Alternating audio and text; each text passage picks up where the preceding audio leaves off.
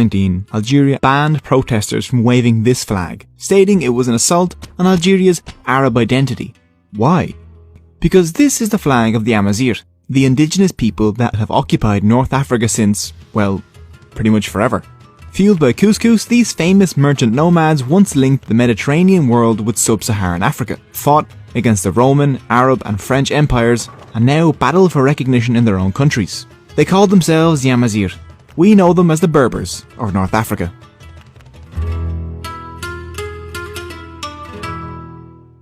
Berbers have a unique culture and language, separate from their Arab neighbours. Their history reaches back thousands of years before Islam arrived in North Africa. The Berbers inhabit a region now known as the Maghreb. The Berbers call it Tamazra.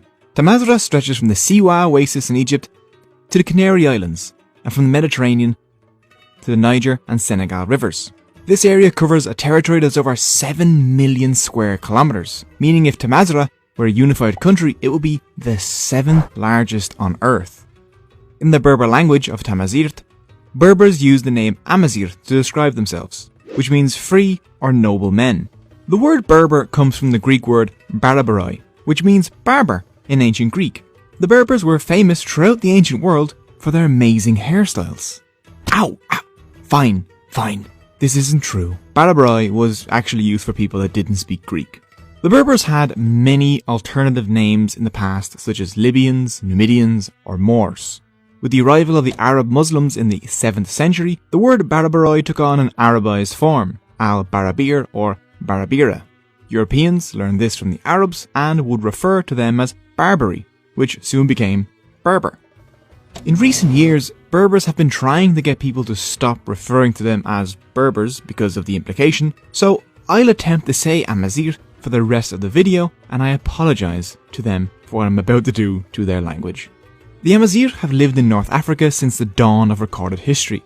A precise date is difficult to grasp because Amazigh history was passed down orally, and most written records come to us from foreigners. The ancestors of the Amazigh have been in the neighbourhood for about 12,000 years. Genetic evidence shows us that most Northwest Africans, whether they consider themselves to be Amazigh or Arab, are of Amazigh descent.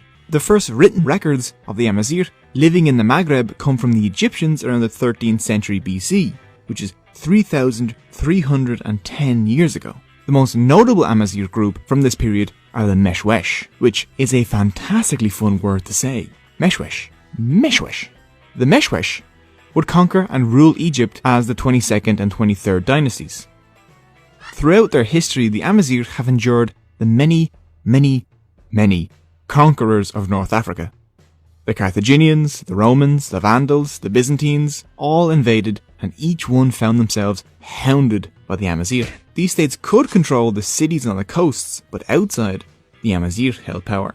Because of their ability to withstand the harsh deserts and mountains, the Amazigh could always retreat, regroup, and later launch fresh raids on their invaders. The Amazigh strategy seemed to be to simply wait them out, until their invaders' empires eventually collapsed, even creating their own states in between invasions like Mauritania and Numidia. The ruins of the Mauritanian capital at Walili, near modern Fez, are still an extraordinary sight even